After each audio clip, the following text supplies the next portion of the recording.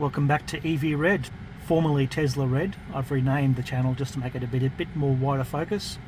But today we're talking about Tesla and the latest software update. The Christmas update has finally dropped in Australia. There have been some delays, we suspect potentially to do with Smart Summon, which hasn't been released here yet, so they might have held it off while they get approvals done and that kind of stuff. But we're on 44.25.4. and I'll just quickly go through some of the new changes. So support for Apple Watch is now available. Unfortunately, I don't have an Apple Watch, so I can't test that. Mobile app dashcam viewer, so you can save your dashcam footage just via your mobile without having to unplug your USB drive and that kind of stuff. It makes it a lot easier. Haven't tested that one yet. Auto shift beta, I did do a quick test of that, and I'll try and get that on video later on. So we'll now shift to park and reverse during a 3-point turn and that kind of thing. I'll show you how that works. Search along routes, so you can now get an indication how much off the route that you're currently going. If you're looking for something along the way, so food or charging or whatever else, it'll tell you how many minutes extra it's going to add to your trip and all that kind of stuff. Precipitation map, so we'll go through that. It gives you a 17-hour forecast of precipitation, which is handy on a long trip. Rear cross traffic alert, something people have been waiting for. A couple of minor things like the light shows, that kind of stuff.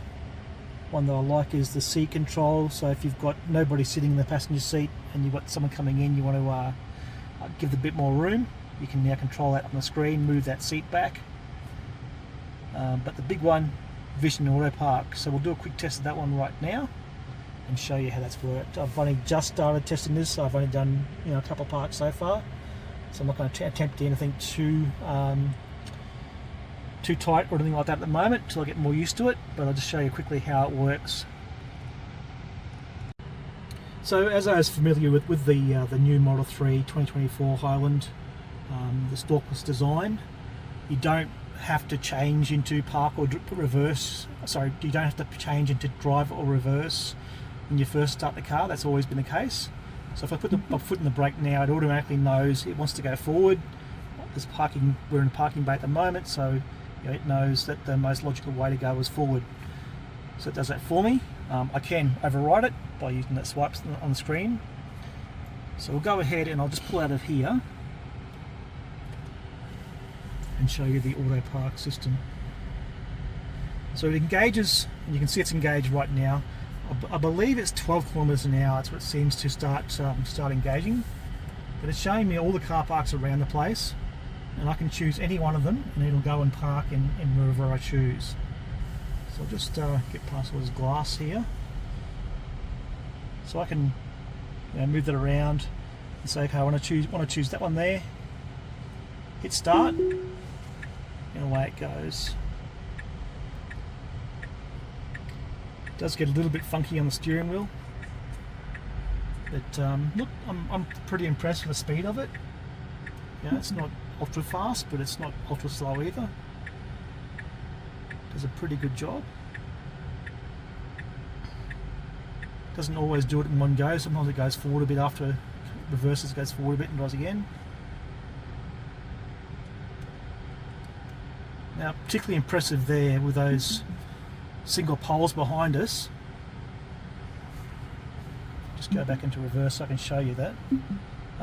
That's one thing that would be a challenge for a car with ultrasonic sensors only, because a lot of times if they're not lined up perfectly with a sensor, it won't see those. So the fact that it's being able to stop there perfectly just with those little poles and not hit them is pretty impressive, and that's the advantage of the Vision Auto Park.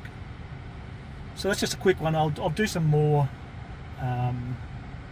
I'll try to get a parallel park shortly, and I'll do some more challenging ones as I get more used to it and more confident with it. Like I said, I've only done a couple so far, so I'm really just testing it out, getting used to it. But yeah, look, it's great to see that feature now in Australia for the Vision Auto Park.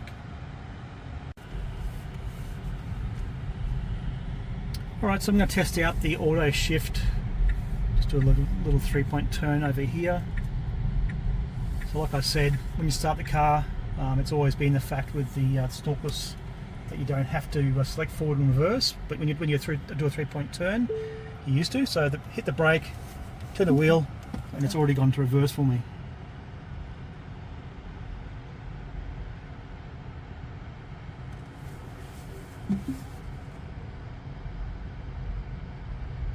So it's a little slower than doing it manually. You can do it while still moving. You can hit the forward and reverse on the screen there, but that's handy.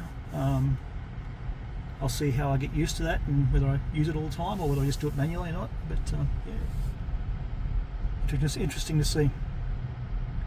So we're just going to try a reverse park, just a parallel park.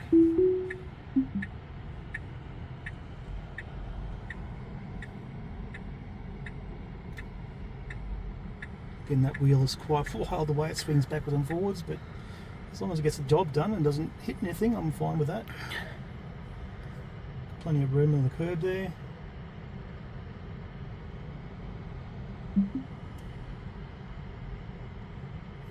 Pretty happy with that. It's not, it's not the fastest parallel park, but it's not too slow either. I was quite happy with that. Don't have to think about it, does it all for you, so yeah, good. So finally, I'll just quickly show the precipitation option. So it's that button there, we'll turn it on and off. But yeah, you can see the precipitation and a 18-hour forecast. So you can look along your route there, you can pause it, look at what's happening now and go through to different times in the future. Look at the predicted precipitation along the way. So definitely another handy feature. So the great thing is all these features weren't in the car when we paid for it. The car just constantly gets updated every now and again. We get these new features added. They'll be improved on over time and there'll be more new features.